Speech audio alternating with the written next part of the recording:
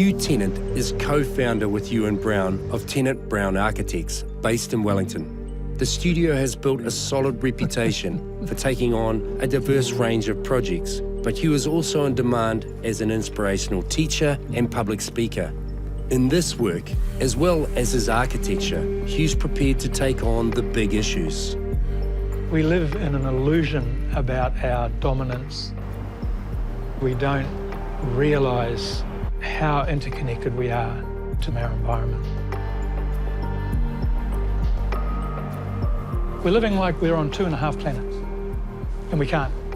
So as architects, how do you create buildings and built environments which are not harmful to the life of the planet and the life of human beings? I'm not proposing in any way that we all go back to sort of pre-urban existence. It's impossible and too late, so we have to have urban solutions. How do you do that?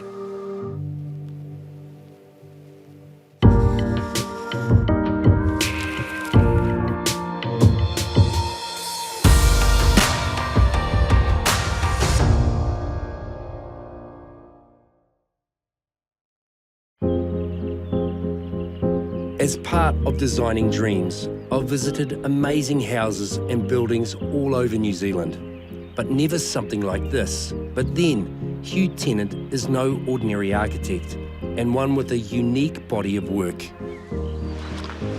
Kia ora. Kia ora. Tēnā koe. Tēnā koe. Lovely to meet you here. Yeah, you too. The feeling of this place is very unique. It's nice for me to be back here, actually. I think you're in for a treat. Hugh's taking me to see some of his own projects and the designs of Kiwi architects he admires. What I know going in is Hugh often talks about his work being people-based, aiming to improve quality of life and the well-being of individuals, whānau, and the broader community. Hugh shows a consistent commitment to crafting beautiful buildings while remaining sensitive and responsive to each and every site.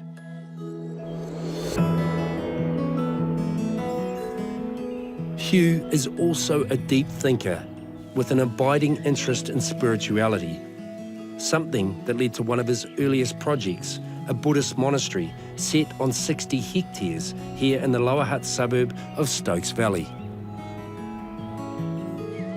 I'm fascinated. Like, how did you get involved in designing this?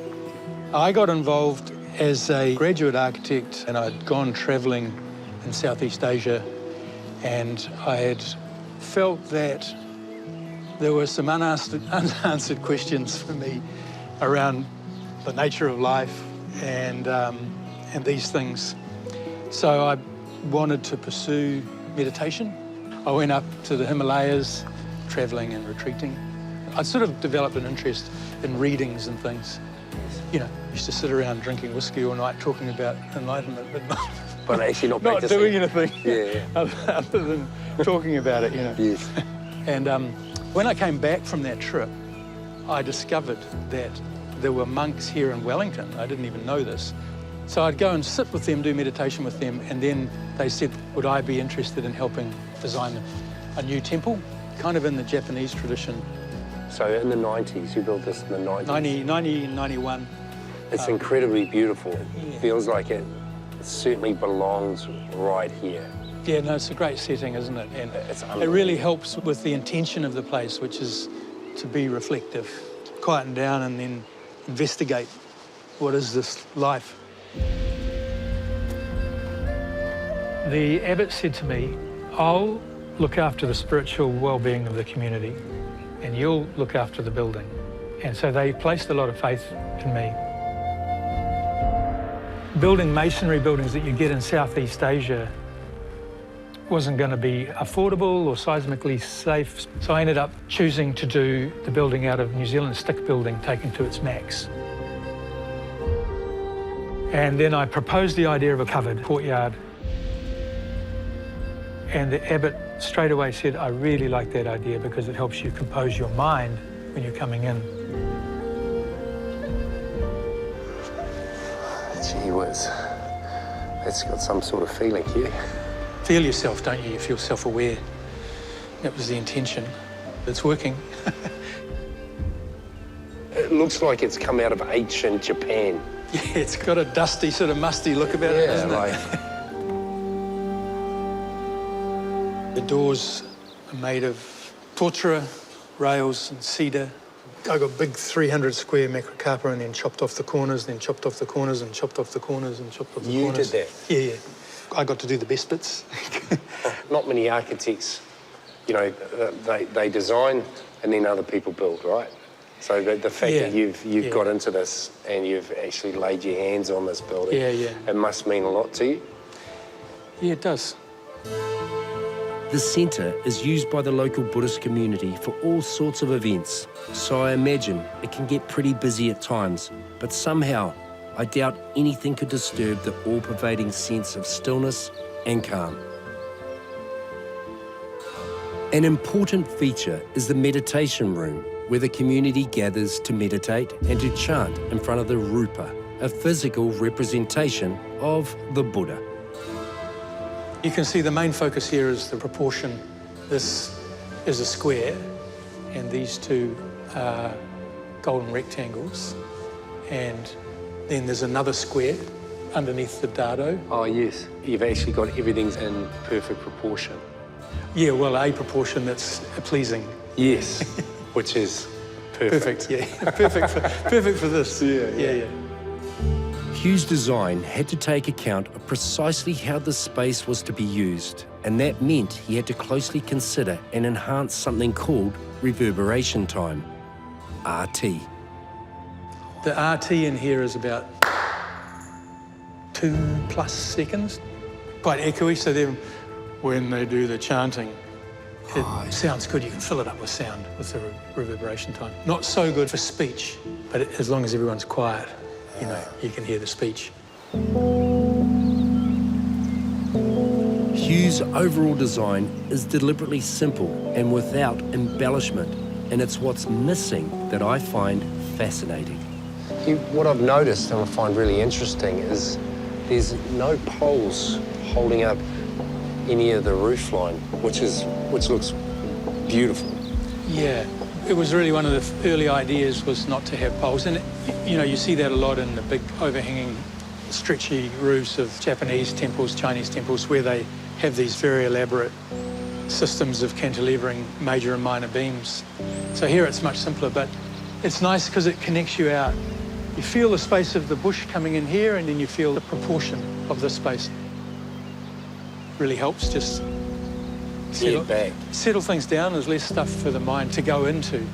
So you're just left with yourself and your senses. It's all about what's the experience you're wanting to support or create or bring into being. And how do people feel in it? For Hugh, the guidance of the abbot was critical to his understanding of how a monastery was designed to work. Monastic environments are usually rural, you know, the desert, the mountains, these kinds of things, and just generally simplicity. So architecturally, a lack of complexity really supports that process of inquiry. So coming into a space like this generally stops people. They just stand there for a short while.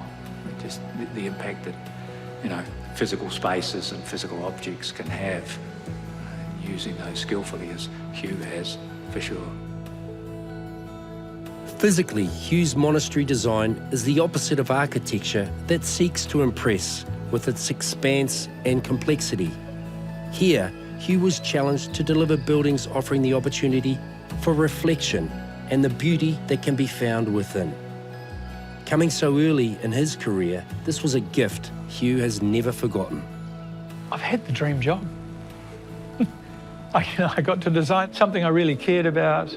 I had a lot of control over it, got to build it. I was very fortunate.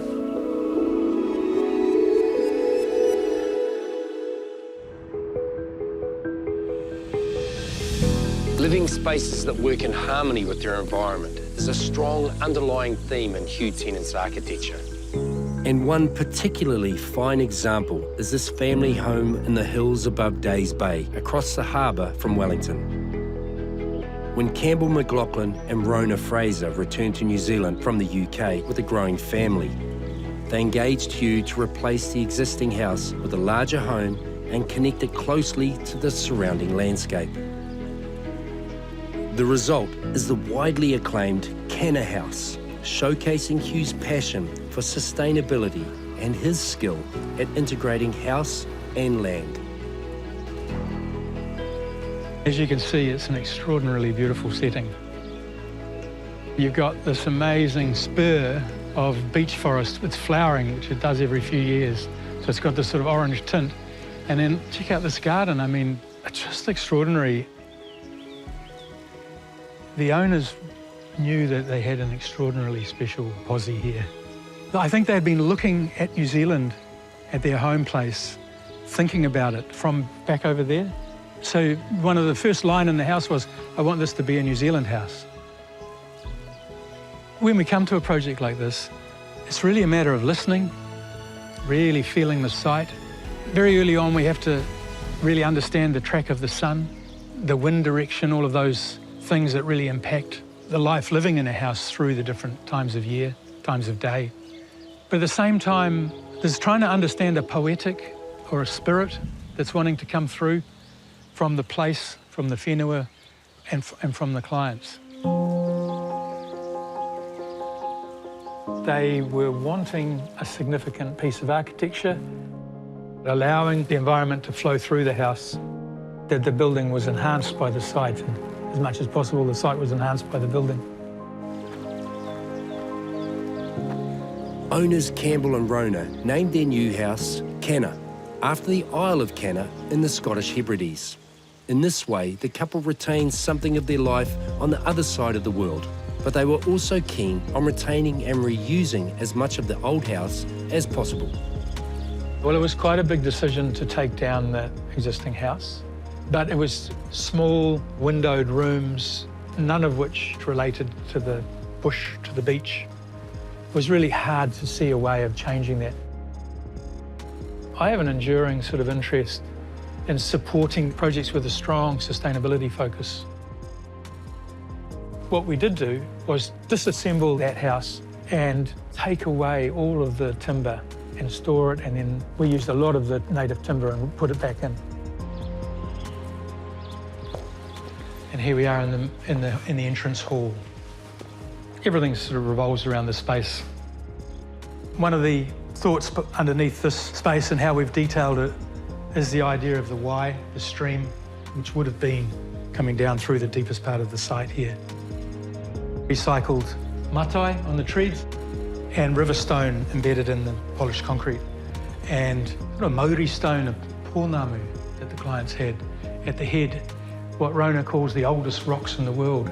These beautiful, worn, northern Scottish rocks that have been rolled under the sea out to the Hebrides. And so there's this embodiment of Aotearoa and Scotland.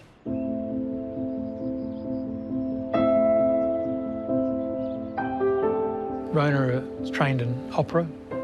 Campbell is an incredibly accomplished classical pianist. They've got a beautiful grand piano, and they like to make music together rather than watch a lot of TV, I think.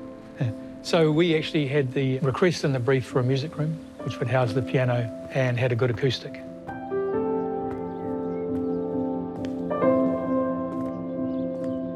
It's a special room, this, quite an unusual space to be asked to design.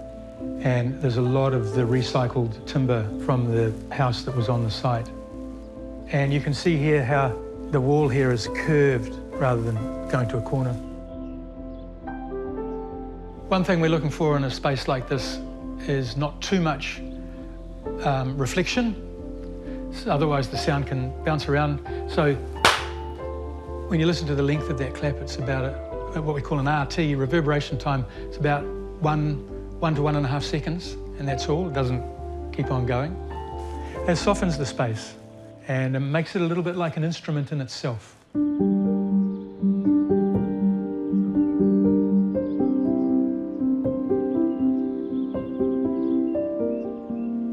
So here we are in the main family part of the house, the dining space. living, and the heart of the house, the kitchen, with its beautiful big green stone central island. And it's quite a generous space and highly interconnected, but still got its distinctive functions. This also acts as the sunroom. You can see the slightly twisted and canted ceiling, which lifts itself up to allow the light in and allow views right up into the beech forest.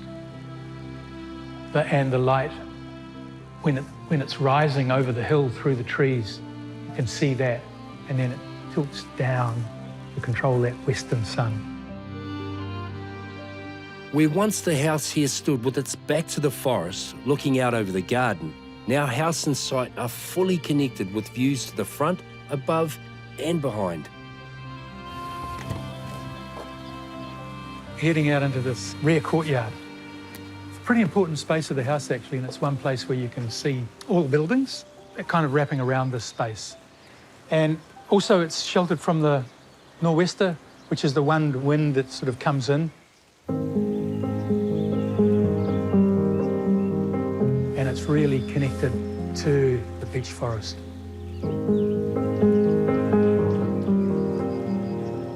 You can see the roof of the living space with its tilt this way and also tilt that way.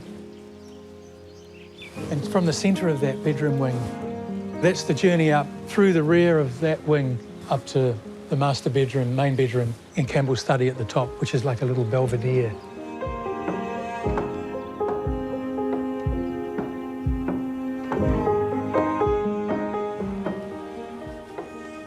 Here we are in Campbell's study with its distant views of the harbour and looking down onto the house, the twisted roof of the living room, you can see right down into there.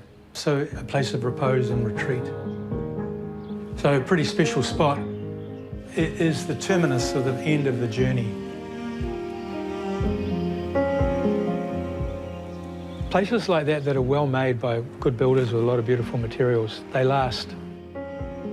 To live in a good house is a daily pleasure and a lovely thing to come back to. And it becomes an active part of life, you know, and that's why it's a real responsibility.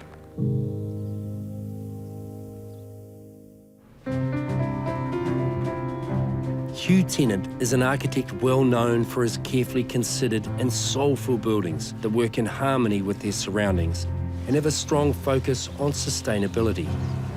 So when Hugh invites me to visit a house that truly inspires him, it's a bit surprising to discover it's in one of New Zealand's most famously wealthy suburbs, Remuera in Auckland. Not only that, but the normally quite restrained Hugh fair raves about it. I consider this house to be one of the most complete and sort of concise pieces of residential architecture in Aotearoa. It's incredibly considered in its planning and its structure and the way it's put together. It's symmetrical, not from this side, but from the other axis. And it's packed full of a whole lot of Kiwi solutions. So it's really stripped right back and you see all the structure. So the whole thing is breathing, it's changeable. Lots of ways of managing which space you're in, where you want to be in the day and in the light, the sun, the wind. Yeah. It's a beautiful building. I love the exposed concrete block and the exposed steel for the veranda, and then those beautiful bifolding The shutters are yeah. like so cool. It feels like you'd be in the Amazon because it's so lush. It's so lush. Yeah, like it just doesn't feel like we're in at the bottom of Remuera, does it? It's like you could be anywhere. Yeah.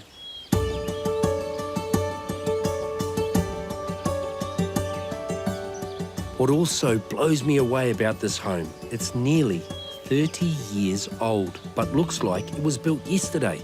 It has that timeless quality and has won multiple awards over the years, including New Zealand's Home of the Year in 1995.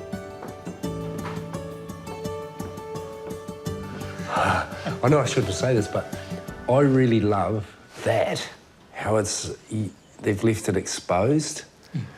And so you can really see the nuts and bolts and what this building's made of and how it's put together. Yeah, I mean, it's the same thing, that thing where you just see how it's made. Every stick is evident and nothing superfluous. And then you've got like here, I mean, look at that. It's very alive, this house. Everywhere you look, you've got a little view through there where you see the bush. Down here, you see the water, then up into the trees. It feels like you're living in the treetops. It's not like you're actually hermetically separated from the environment at all, hardly anywhere. That's right. Like, it's quite incredible, isn't it?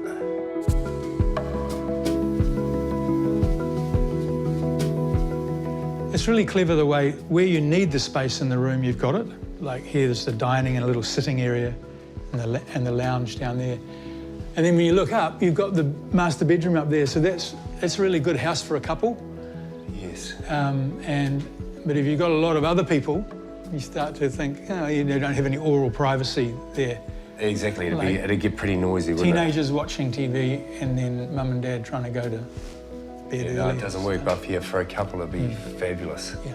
And then you've got the 2 rooms downstairs, which are beautiful. Yes. You know, just the way they have got that lovely open connection on 2 walls to the environment. What architect Patrick Clifford has achieved here is so effortlessly elegant. This house oozes confidence. It's not trying too hard, it simply is. Very, very impressive. It's cool, eh? It's very cool. There's a lot of clever things going on where he's exploring how light you can make a structure, how unified you can make a roof, how transparent you can make the spaces, how connected you can make everything. Every little piece is thought through in the right place, nothing extra.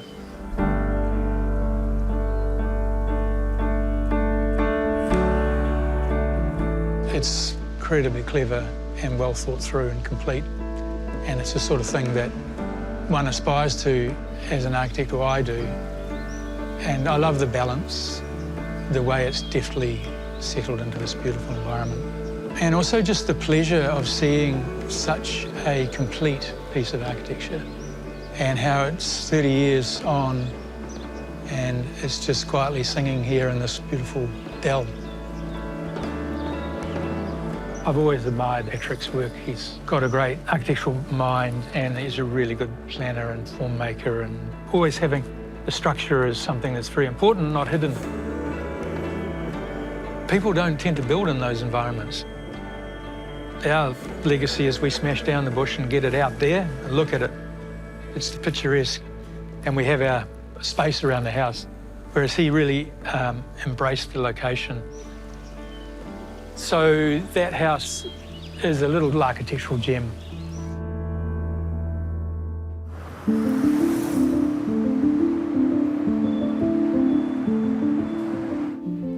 Hugh Tenant is not one to rest on his reputation. In fact, I suspect the fact he is so respected spurs him on. And while a high profile does come with responsibilities, there are opportunities as well. One of the advantages of being a well-known and successful architect like Hugh Tenant is you get offered some amazing locations to showcase your designs. And how's this for a location? A headland jutting out into Tasman Bay near Nelson at the top of the South Island. It's the sort of site you could build a mansion on, but Hugh took a quieter approach, reflecting his love for non-intrusive designs that nestle within their landscapes. Alex and Linda, our clients, bought a double section with amazing cliffs down to the water. I did not want to see that headland with a cutout like missing teeth and a house sitting in it. So what we ended up doing was plotting those trees and weaving the house through the trees. There were 2 potential building sites here, one quite exposed with expansive views into neighbouring Abel Tasman National Park, and one that hunkered down out of the wind, but was facing south, and this was the site they eventually chose. This is the welcoming place, really, where you come down. There's this beautiful, immediate connection to the water and the trees, which is just incredibly restful and beautiful. There is actually a sense of the house revealing itself as you come down because you're hidden, you don't see it straight away. Fanning out in these lovely sort of horse steps down onto the grass. And you can see the key ideas of the house here. A welcoming piece of grass that you can use in different ways.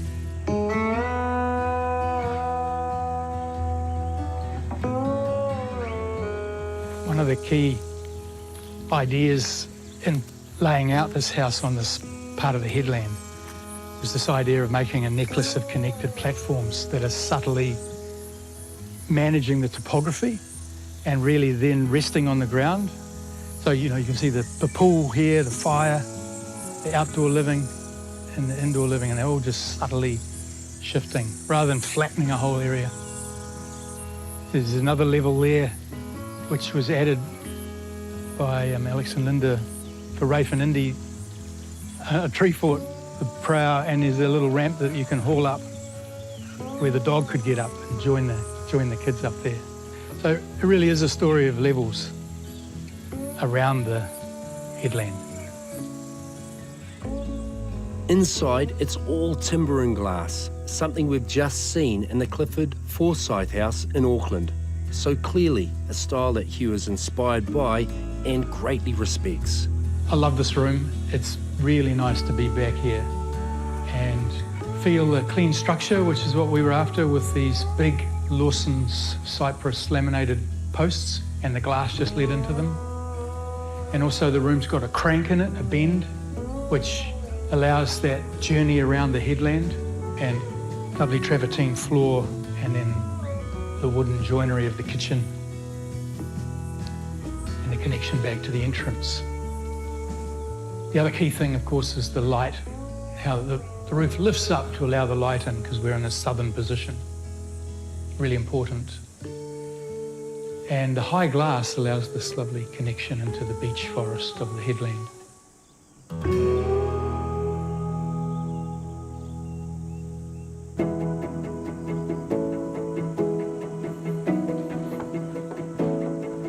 This is where you really feel you're on a headland. And the house bends here. There's a hinge point where the two wings bend and the floor drops away. Just as the ground drops away, you really get to know that you're on the headland and you're right over Tasman Bay in that extraordinary colour. Up in Tortora stairs and Macrocarpa or Lawson's balustrade and a bookcase underneath. On a day like this, you can open everything up and it's very restful and connected to the bay.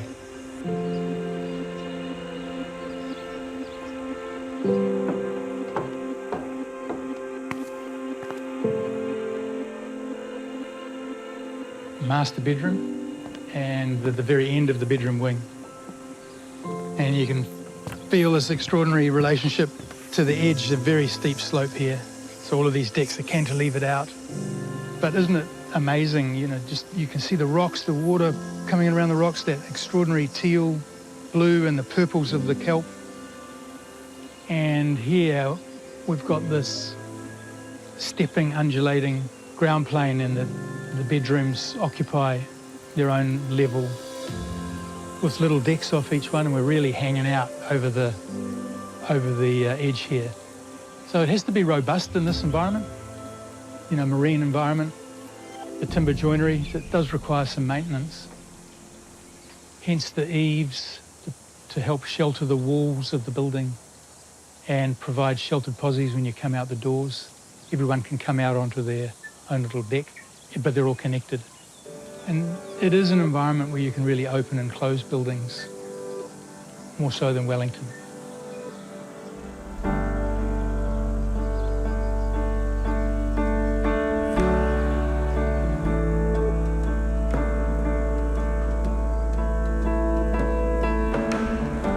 was a lot of effort from myself and our wonderful builders where we could keep the trees that occupy the ridgeline from the sea, and the house sort of winds through the trees. And so therefore the house is recessive and not imposing on the landform and on the nature.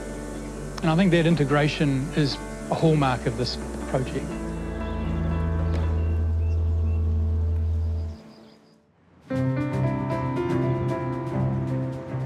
Here at Otaki, on the Kapiti coast, is an ongoing project that's seen Hugh collaborate with 3 local iwi and cement his interest in and connection to kaupapa Māori.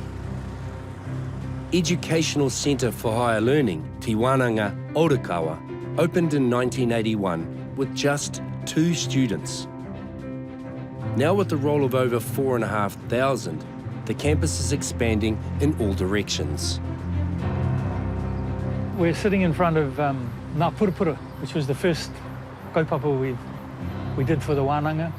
And across the road we've got Waitapu, which is the administration building, under construction, the new one, and the whole replanning of the centre of the campus.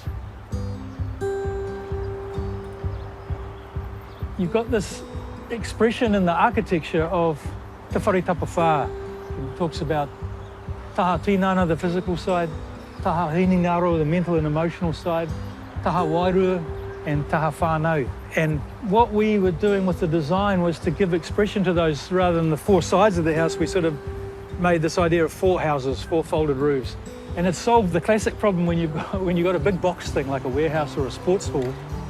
How do you put the human scaled elements beside it? So we started by doing these 4 folds that leaned up against the big element. For a Pākehā like Hugh, albeit one with a good grasp of te reo and tikanga, language and custom, the challenge was to genuinely try to understand and appreciate what was required in this Māori educational establishment. There is a Māori worldview and there's a Pākehā worldview. I mean, there's lots of diversity within those views, but there is a distinction. And so to come in and needing to serve that worldview and sort of try and see through that in a way, and that's an ongoing, long journey.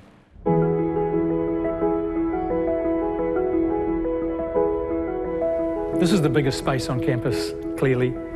It's a 2-court basketball, netball chamber, and it's multi-purpose.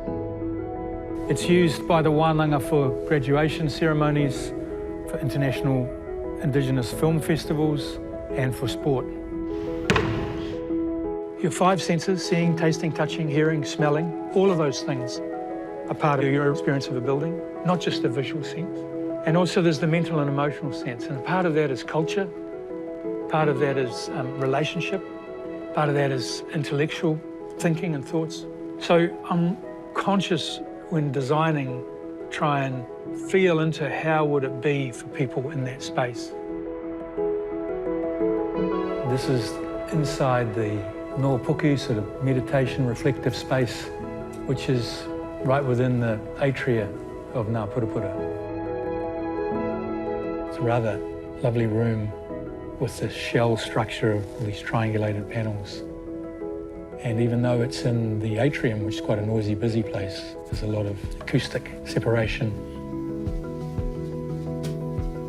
When this idea was first proposed in our drawings, people warmed up to it. You know, you'd expect the atrium to be empty. And at times I think it's possibly in the way when you've got a big group, but it's loved and used. This whole wānanga, in fact, is, and all of these buildings are about strengthening connection to culture, strengthening connection to the knowledge, to the language, to those things that make Māori world what it is. Ngā Purupura is a valued addition to the wānanga, so much so that Hugh was invited to return for another major project, a central student hub, lecture theatre and library. The concept here, we thought about tāwhaki and the journey to the heavens and the coming back with the baskets of knowledge, and it seemed to fit really nicely with what they were wanting to achieve here, which was a lecture theatre with all of these whakairo, a wharepukapuka, a library, and a home for the tauira that are staying at the wānanga on their courses. And you can see in the central form, ki te urururangi, and inside there is this beautiful collection of whakairo, a mahau, the front carvings for a wharanui. And then to evoke that idea of the baskets, there's this sort of woven quality around pretty prosaic metal-clad buildings to just provide another layer of expression of that main kōrero of the baskets of knowledge.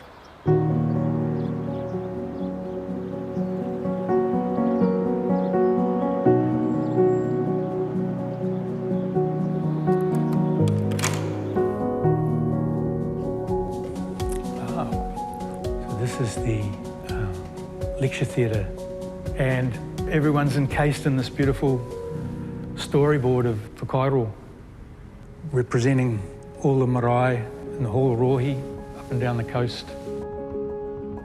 You can see the shape, it actually tilts subtly. You don't really notice it, but the roof form and ceiling is falling down to the front. The whakairo and the mahi and the pāhuhu required this central part to be lifted up, and it's actually got a twist in it.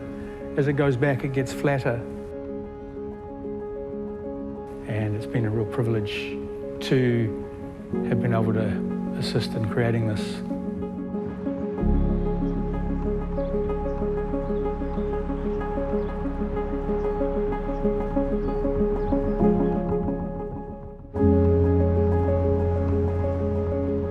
For the last of his favourite New Zealand homes designed by other architects, Hugh Tenant has brought me to Parapara Umu on the Kapiti coast.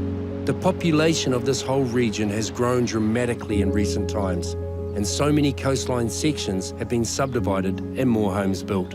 There are, though, a few classic Kiwi batches left, holding on tight, reminding us of summers past and the promise of ones to come.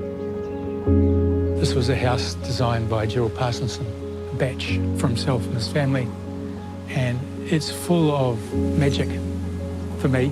It's just sitting down in here, small scale, but I think that's what interests me. It really is the quintessential New Zealand batch, isn't it? Yeah, exactly.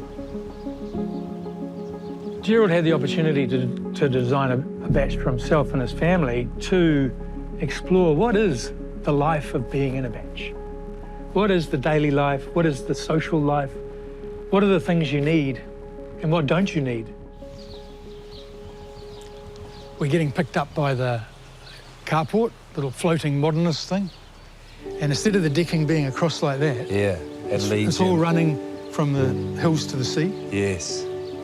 Well, this is a nice touch, the power shells. Yeah. Up we come onto this lovely wooden floor, and then you suddenly see the sea.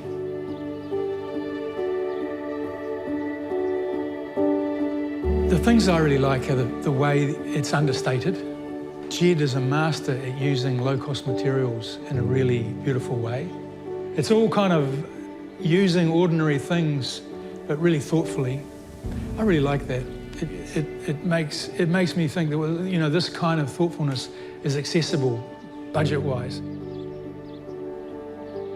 There's a bit of money in the joinery and a nice timber floor. The rest of it's really straightforward. But boy, you know, there's a whole lot going on. It's really taking you in different moods. You know, you get compressed, you get expanded, you get intrigued, you get held. Very clever, just using simple stuff. It's got a really wonderful feel, this place, hasn't it? Like, you can feel like you just sit down in the corner there. It's not flash, it's not ostentatious, but it's just laid back, cool. The somatic experience, you know, you have 5 senses, and, you know, seeing, tasting, touching, hearing, smelling, and the emotional and mental sense. If they're all activated by the architecture, that's a lot richer than just a big moment of kind of mind-blowing sort of amazement, because that's what you kind of live with Yes. all the time. And that's why this is a really good house to share. because it's got those special qualities.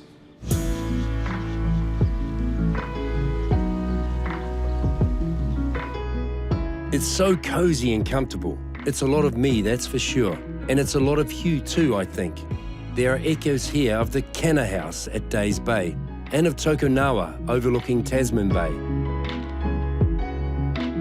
But I have to say, I really wasn't expecting this. Jed calls this watermelon red, and then he's got these orange windows, and the way they're set right up against the ceiling and the floor, so that the light from the orange glass gets cast onto the surfaces, and it's so immersive.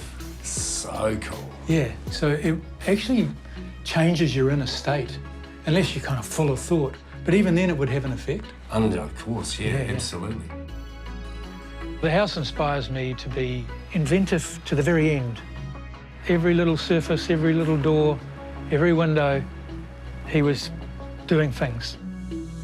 This is a bunk room, crammed in, but pretty relaxed. Everyone's got a little pocket for their gear. Yeah. Here, and chuck your gear, climb up. Yeah, mate, I've got excited. I want to just have a little try of that. Oh, yeah. There'd be a lot of noise coming out of this bedroom, eh? Like, can you keep quiet? Yeah, I wonder what the doors It's are time like. to go to Hollow sleep. core doors too.